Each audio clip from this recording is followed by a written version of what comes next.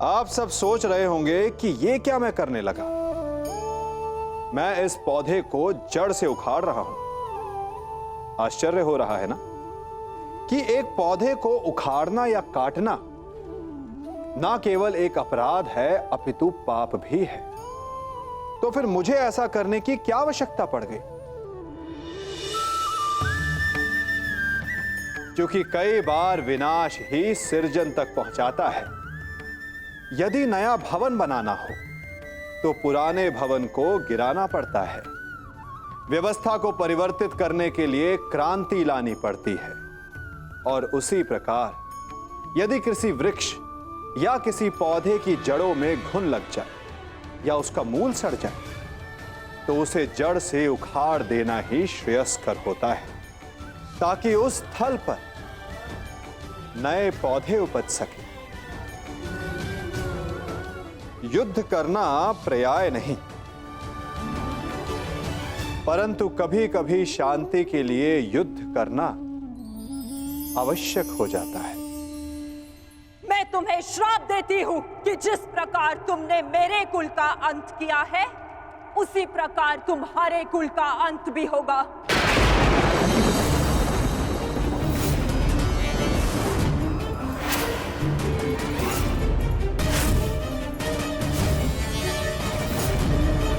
तुम्हारा कुल भी ऐसे ही आपस में लड़कर नष्ट हो जाएगा।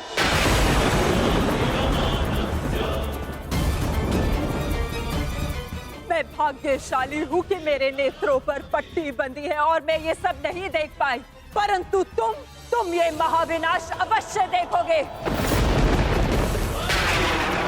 तुम स्वयं अपने कुल के महाविनाश का प्रारंभ करोगे वासुदेव।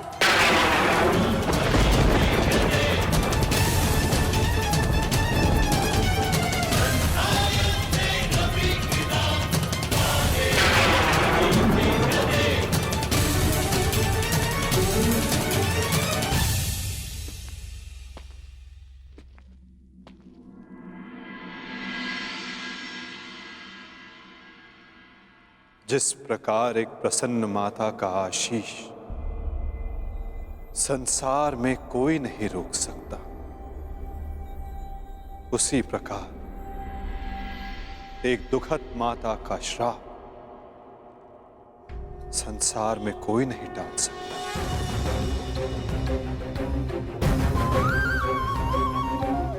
मुझे आपका श्राप स्वीकार है माते।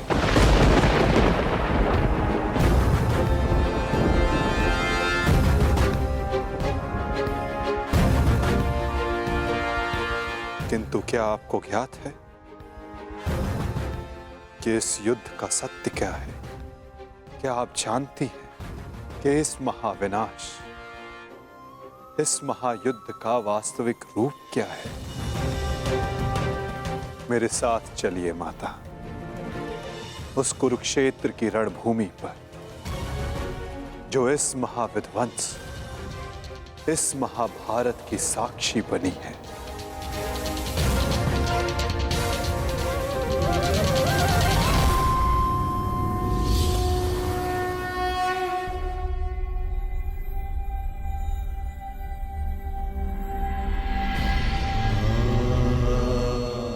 ये दुर्गंध कैसी वासुदेव? ये दुर्गंध उन वीरों के शवों की है जिन्होंने इस महायुद्ध में अपना बलिदान दिया है माता, परंतु जिन्हें अंतिम संस्कार का अवसर भी ना मिला। ये दुर्गंध यहाँ हुए भीषण संहार के एक एक क्षण का अनुभव करा रही है मुझे। तुमने छल से मेरे एक एक पुत्र का वध कराया है वासुदेव। अपने दिए गए श्राप पे मुझे कतई भी पश्चाताप नहीं है। इस युद्ध से किसी को कुछ प्राप्त नहीं हुआ। ये युद्ध सबके लिए दुर्भाग्य ही साबित हुआ है और तुम्हारे लिए भी ये दुर्भाग्य ही साबित होगा। और आज मेरे श्राप के रूप में तुम भी उस युद्ध से दुर्भाग्य ही लेकर जाओगे। जब आप मुझे अपराधी मान ही चुकी हैं, जब आप मुझे दंड दे ही चुकी हैं तो आप मेरा कोई स्पष्टीकरण भी स्वीकार नहीं करेंगी माते।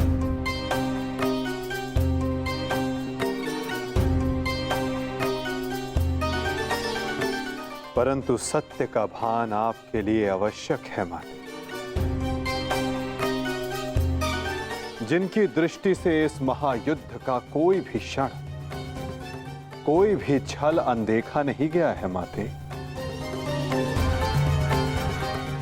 अब वीर बार्बरी आपको सत्य का भान करवाएंगे।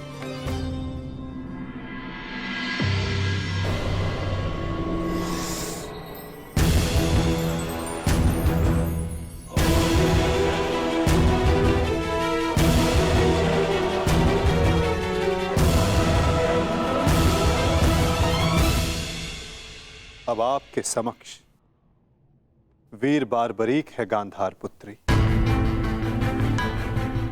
जो आपके पौत्र भी हैं, जो इस युद्ध के एकमात्र दर्शक हैं।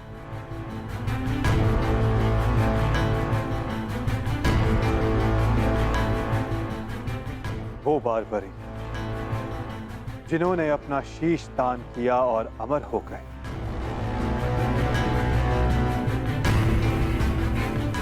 अब वही आपको सत्य का ज्ञान करवाएंगे। वीर बार्बरीक की दृष्टि से इस महाभारत का कोई भी बल और छल अनदेखा नहीं रहा है माता। अब बार्बरीक आपको सत्य बताएंगे। पुत्र बर्बरिक, तुम स्वयं बताओ, क्या वासुदेव ने छल से मेरे पुत्रों का वध नहीं करवाया है? यदि तुमने इस युद्ध का एक एक क्षण निष्पक्ष होकर देखा है तो बताओ, कौरव वंश के वट वृक्ष महामहिम भीष्म, जिन्हें इच्छा मृत्यु का वरदान था, क्या वासुदेव ने उन्हें अपने छल से धराशाही नहीं करवाया है? क्या वासुदेव ने द्रोण पुत्र अश्वत्थामा की मृत्यु का छल रचकर आचार्य द्रोण का वध नहीं करवाया है? क्या मेरे पुत्र दुर्योधन की रक्षा कर रहे उसके मित्र कर्ण को छल से नहीं मरवाया है वासुदेव ने? पुत्र दुर्योधन पर युद्ध के नियमों के विरुद्ध जाकर प्रहार किया गया, क्या वो वासुदेव का छल नहीं था? मेरे समस्त 100 पुत्रों के वध का कारण केवल वासुदेव है।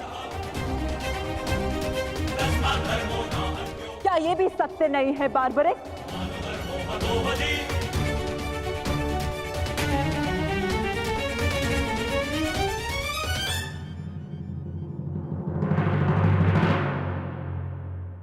मैं आपसे सहमत हूं माते।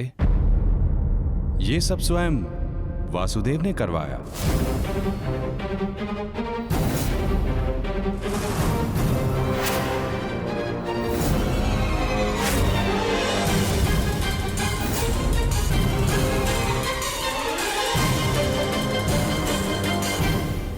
परंतु माते, आप किन 100 पुत्रों की बात कर रही हैं?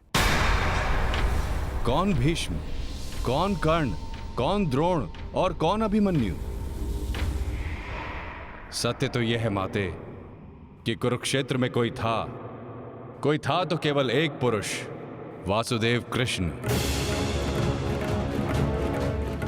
न कोई भीष्म, न कोई द्रोण और न ही अंगराज कर्ण। जिस पर प्रहार हुए वो वासुदेव ही थे, और जिसने प्रहार किए वो भी वासुदेव ही थे। उनके अतिरिक्त कुरुक्षेत्र में कोई और उपस्थित नहीं था माते। ये तुम क्या कह रहे हो बर्बरिक? इसका क्या अर्थ है? इसका अर्थ शब्दों से नहीं, दृश्यों से समझ आएगा राजमाता।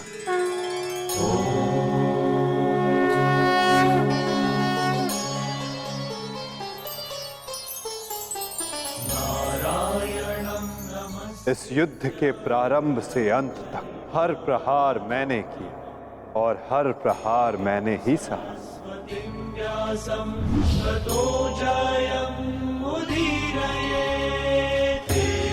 धर्म स्थापना के लिए धनुष, गदा, खड़ग, ये सब मैंने ही उठाए और इन सारे अस्त्रों का हर एक प्रहार मैंने ही सहा।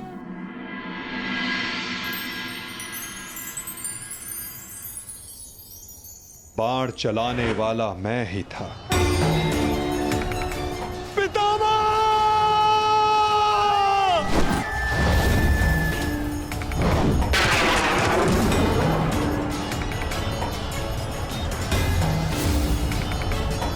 और उस बाण को अपने शरीर पर लेने वाला भी मैं ही था।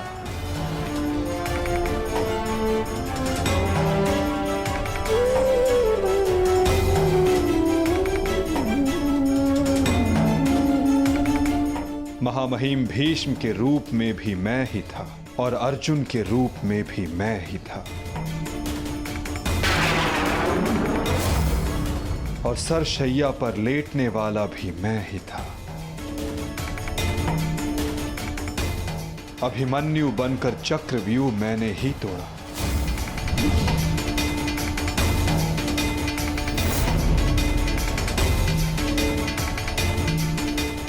वापस आओ अभिमन्यु, लौट आओ, व्यूह में प्रवेश मत करो। विश्वास कीजिए दात्री, मैं इस चक्रव्यूह को तोड़ सकता हूं और यदि मेरा सर कट भी जाए तब भी आपका सर गर्व से उठा रहेगा।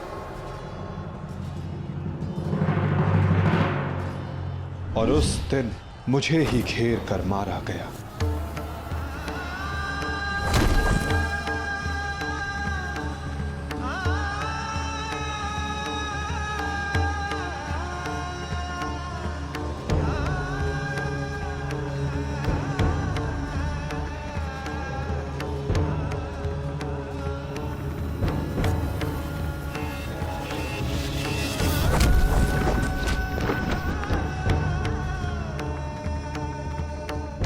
वो मैं ही था जिसने द्रोणाचार्य से कहा कि अश्वत्थामा मारा गया।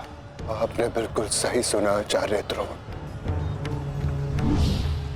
अश्वत्थामा मारा गया। द्रोणाचार्य के रूप में अस्त्र त्यागने वाला भी मैं ही था।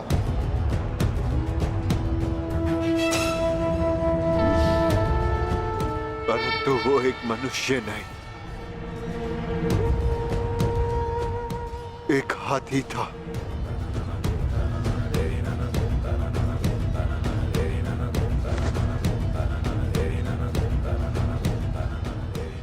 अश्वत्थामा! और धृष्टद्युम्न बनकर मैंने ही स्वयं पर प्रहार किया।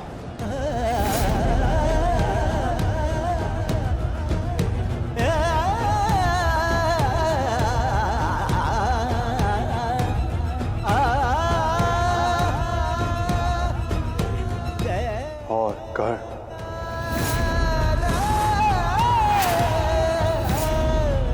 कर्ण के रूप में मैंने ही अपना कवच अपने शरीर से अलग किया।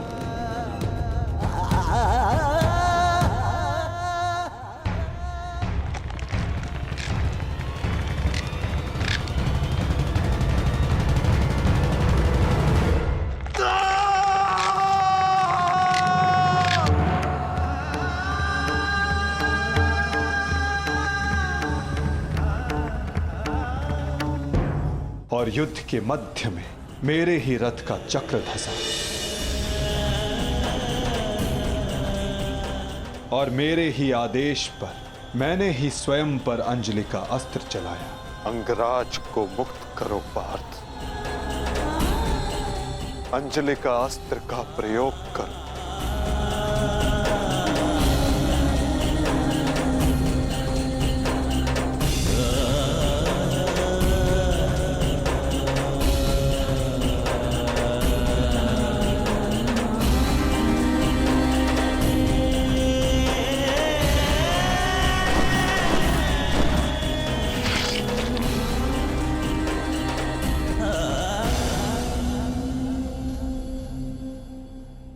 दुर्योधन के रूप में मेरी ही जंघा पर प्रहार करके मेरा ही अंत किया गया।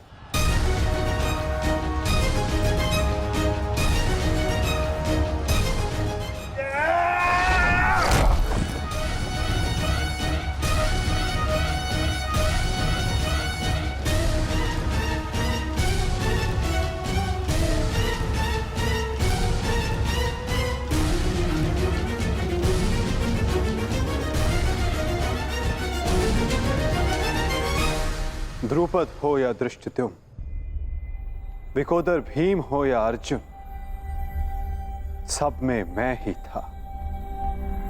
मैं ही विजयी हुआ और मैं ही पराजित हुआ।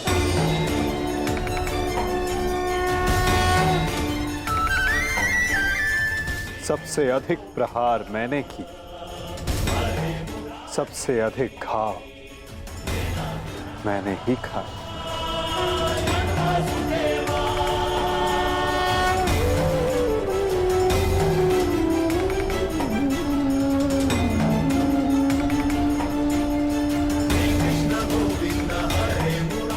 अठारह दिनों के इस महासंहार, हर बार मृत्यु मेरी ही हुई। गिरता था जो घायल होकर रणभूमि में, वो मैं ही था। अश्वत्थामा के अंगों से रक्त पीप श्वेत बनकर मैं ही युग युगांतर तक भटकूंगा। जीवन मैं हूं तो मृत्यु भी मैं ही।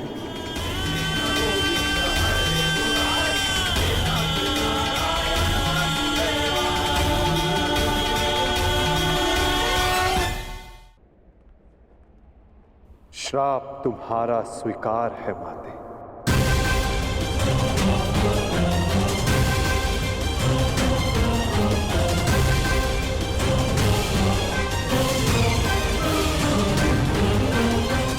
परंतु जब सब आपने किया तो ये माया क्यों मेरे वासुदेव? आप सब एक क्षण में ठीक कर सकते थे, तो फिर ऐसा आपने क्यों नहीं किया? फिर उन प्रतिज्ञाओं का क्या होता माते, जो सबने ली थी? उन अपराधों के दंड का क्या होता, जो सबने किया? उन कष्टों का पुरस्कार क्या होता, जो धर्म ने सहे? उस सीख का क्या होता, जो इस युद्ध में हुए हर मृत्यु से मानव जाति को मिले और जो संसार में प्रलय आने तक उनका मार्गदर्शन करेगी?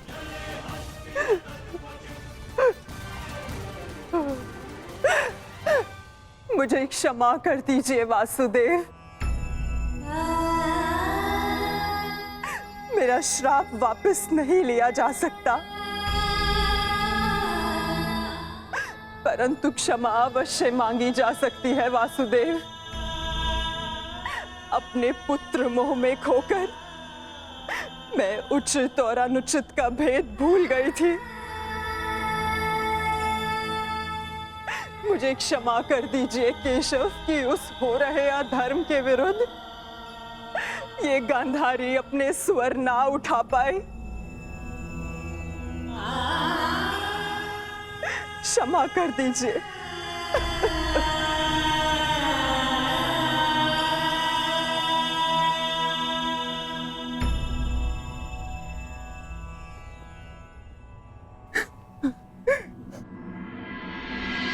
नहीं माते, किसी का अंत किसी के श्राप से नहीं होता।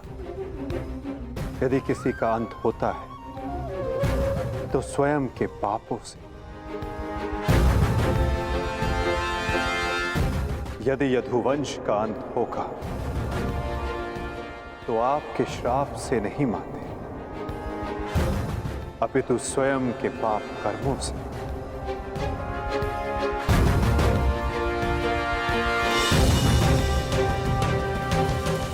जब जब समाज में अपराध बढ़ेगा, एक महाभारत सामने आएगी। अपने ही अपनों को काटेंगे, कभी कुरुक्षेत्र में तो कभी द्वारका में।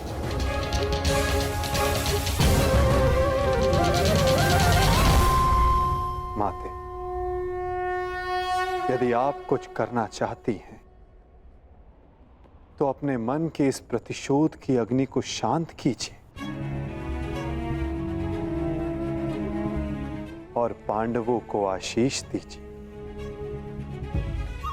युधिष्ठिर का राज्य अभिषेक करवाइए और धर्म स्थापना में आपका ये योगदान और आपका आशीष आवश्यक है माते।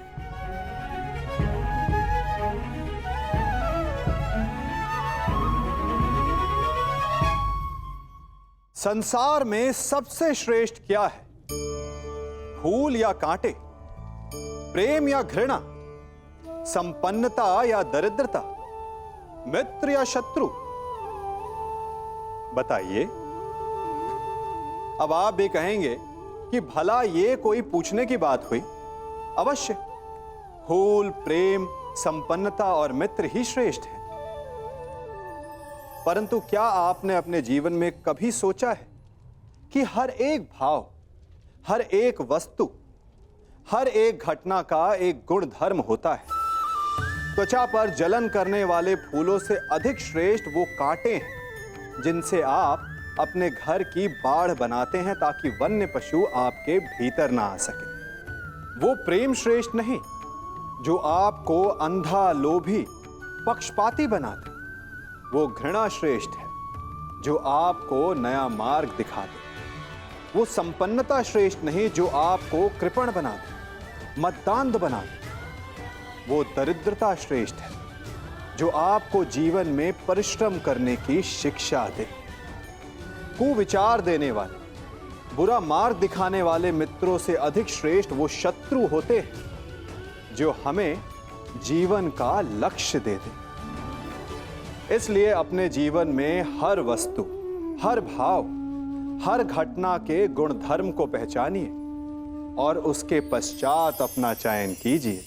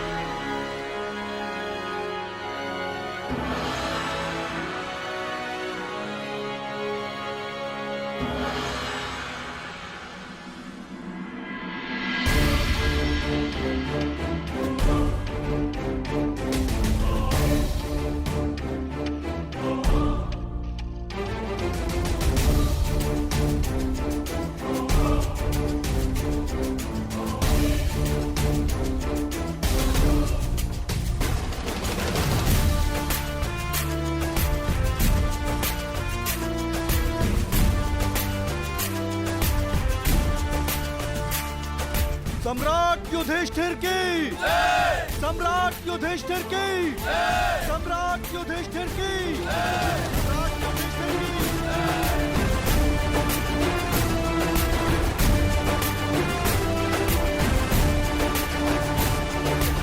धर्मराज, केवल एक ही वीर था जो परिवर्तन के लिए अंतिम श्वास तक लड़ा। महारथी सूर्य पुत्र कर्ण।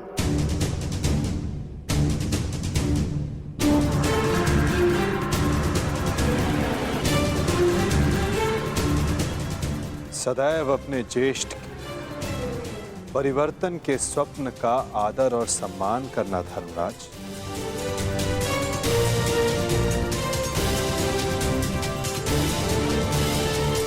सम्राट पद पर स्थापना के पश्चात मैं पहली घोषणा करता हूं, हस्तिनापुर में अब जन्म निर्धारित व्यवस्था का अंत किया जाता है। वर्ण व्यवस्था रहेगी, परंतु वो कर्म के आधार पर आधारित होगी।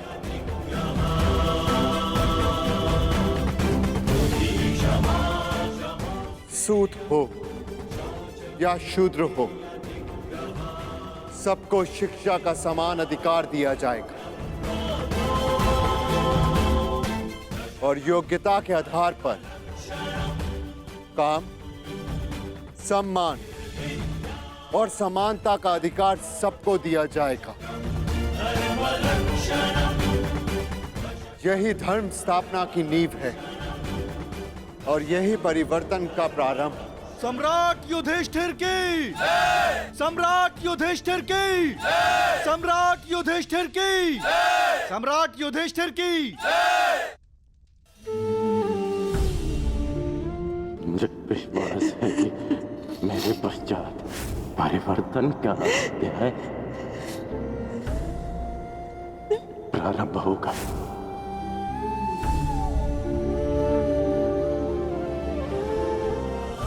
देख रहे हो राधे, तुम्हारे मन चाहे परिवर्तन का प्रारंभ हो चुका है।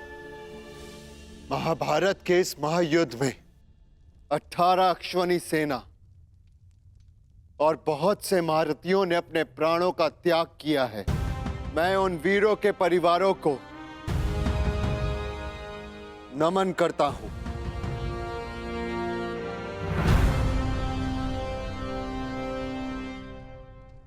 मैं सम्राट युधिष्ठिर ये आदेश देता हूं, युद्ध में सम्मिलित प्रत्येक सैनिक के परिवार को आर्थिक सहायता दी जाएगी।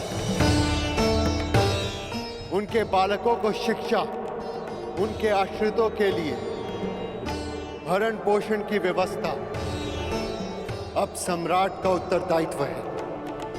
सम्राट युधिष्ठिर की, सम्राट युधिष्ठिर की, सम्राट युधिष्ठिर की, सम्राट युधिष्ठिर की।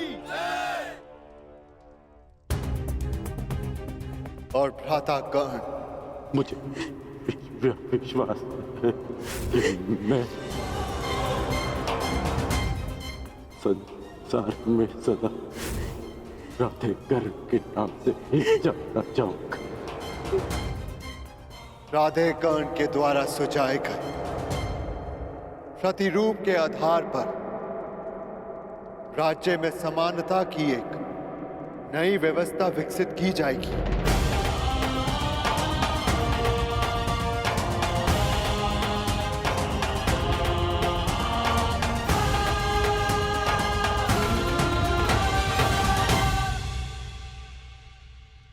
युधिष्ठिर और अन्य पांडवों ने अपने ज्येष्ठ कर्ण के दिखाए परिवर्तन के मार्ग पर चलते हुए एक धर्म राज्य का निर्माण किया।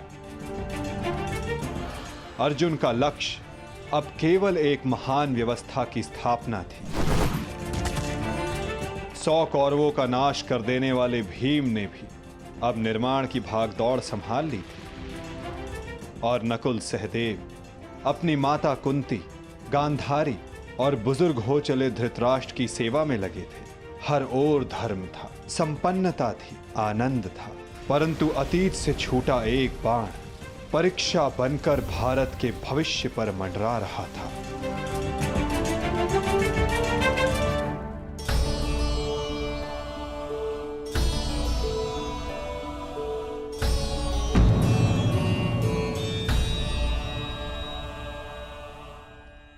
आप सबसे ज्येष्ठ हैं भ्राताश्री, इस स्थान पर आपका अधिकार है, परंतु फिर भी आप ये स्थान रिक्त क्यों रखते हैं?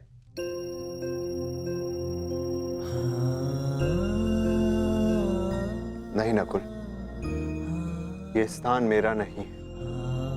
भ्राता कर्ण हम सबसे ज्येष्ठ हैं और सर्वप्रथम इस स्थान पर सिर्फ उनका अधिकार है।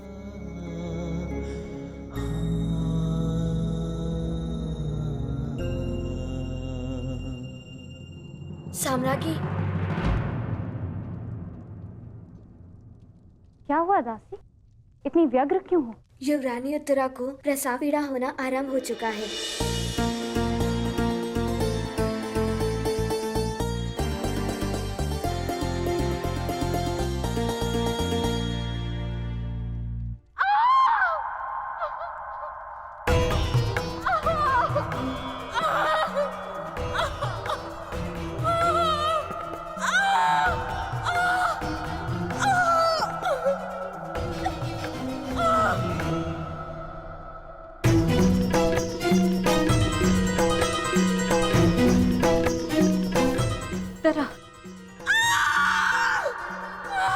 ज्येष्ठ, माता कहाँ है?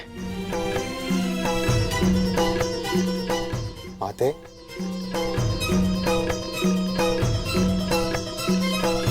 माता, माता वो उत्तरा। हम भीतर जाकर देखते हैं।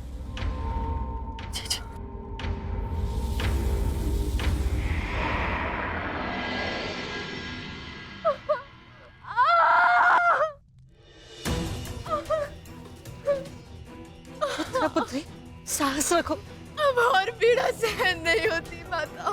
साहस रखो पुत्र, हम सब है तुम्हारे साथ।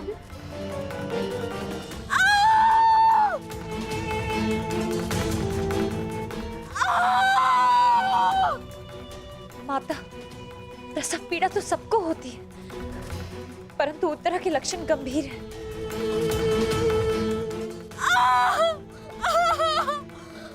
माता, कहीं कोई अनहोनी ना हो जाए।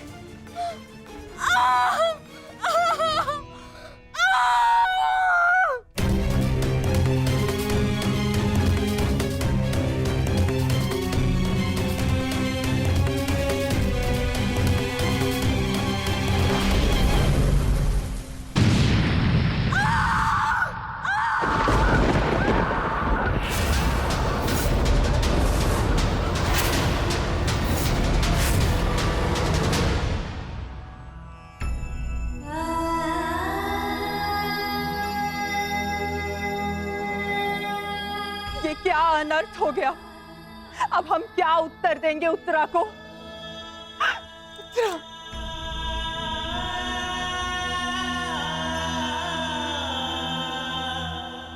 क्या अनर्थ कर दिया अश्वत्थामा ने। एक ब्राह्मण होने के पश्चात प्रतिशोध की अग्नि में वो इतना अंधा हो गया। एक शिशु पर ब्रह्मास्त्र चलाने से पूर्व उसे तनिक भी दया नहीं आई।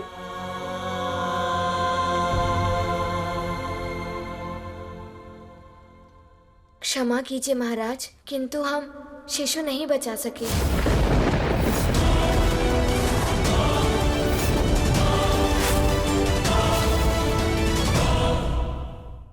ये क्या अनर्थ हो गया?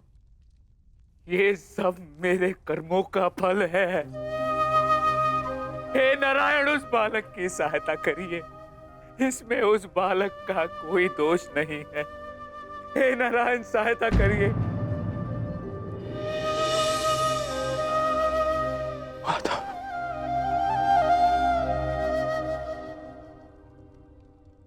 माता, कुछ कीजिए माता, कुछ कीजिए। मैं आपसे विनती करता हूँ, हमारे वंश के अंतिम बीज की रक्षा कीजिए, अन्यथा हमारा वंश समाप्त हो जाएगा।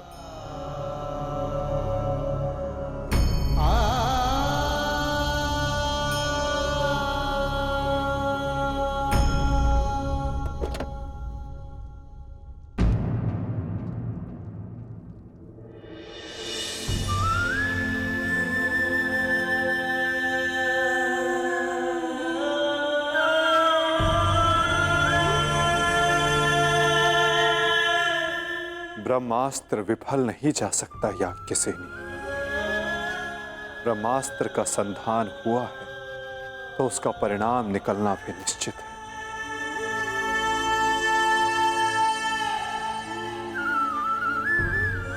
क्या यही धर्म स्थापना है माधव? इस अजन्मे शिशु का क्या दोष जो इससे भी अधर्म का मूल्य अपने प्राण देकर चुकाना पड़ा?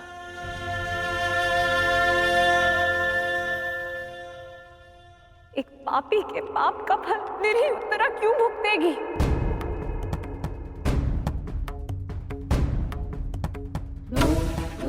माधव, वो तो इस युद्ध में सम्मिलित भी नहीं थी, परंतु इस युद्ध में उसने अपना सब कुछ खो दिया। अपने पिता, अपना भाई, अपना पति और अब अपना पुत्र।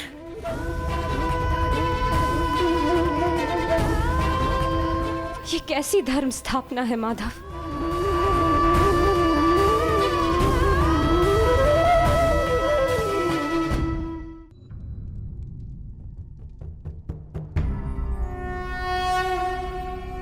यदा यदा हि धर्मस्य ग्लानिर्भवति। यदि मैंने अपने माता पिता का आजीवन सम्मान किया, यदि मैंने अपने गुरु की गुरु दक्षिण संपूर्ण मन से दी, यदि मेरे जीवन का हर कार्य का उद्देश्य शुभ रहा है,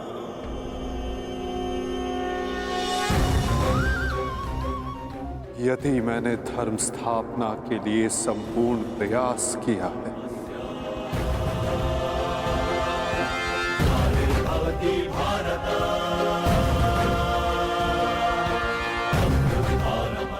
तो ये बालक अभी और इसी क्षण श्वास ले।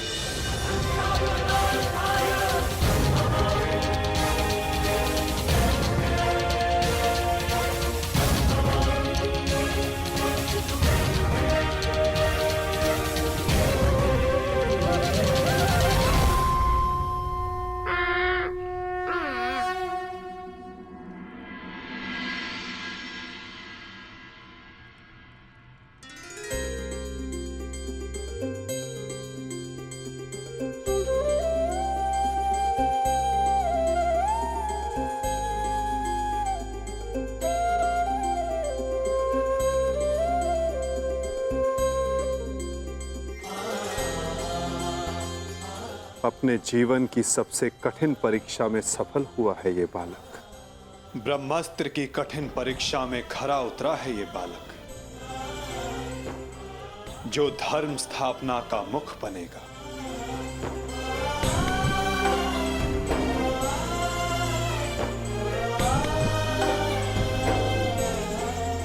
परीक्षित।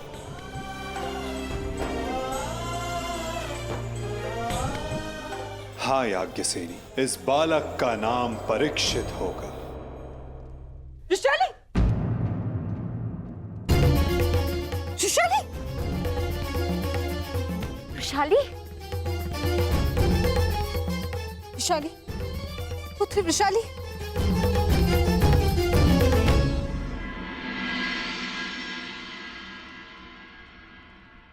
बधाई हो सम्राट।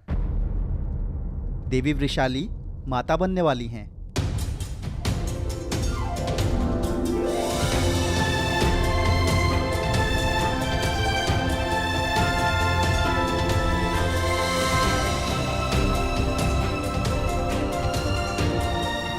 प्रभु को कोटि कोटि धन्यवाद। आज एक दिन में दो शुभ समाचार मिले। अब परिवर्तन के दो सूर्य चमकेंगे हस्तिनापुर।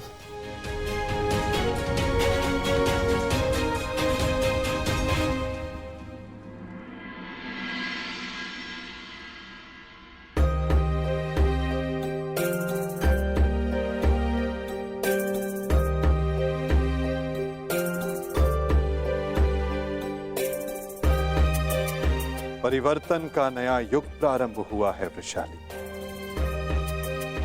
प्रसन्न हो जा कि सूर्य पुत्र को तर्पण देने वाला इस संसार में आने वाला है।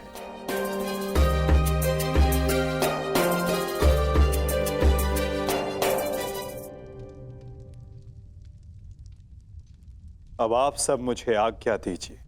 नहीं माधव, इतनी शीघ्रता की क्या बात है? परीक्षित के 6वें संस्कार तक रुक जाइए। द्वारका प्रस्थान करने का समय आ गया है पार्थ। क्या हुआ माता? सब ठीक तो है ना? नए परिवर्तन का प्रारंभ हुआ है पार्थ, और परिवर्तन और नाश दोनों एक दूसरे से जुड़े होते हैं, और किसी के अंत का प्रारंभ होना भी शेष है।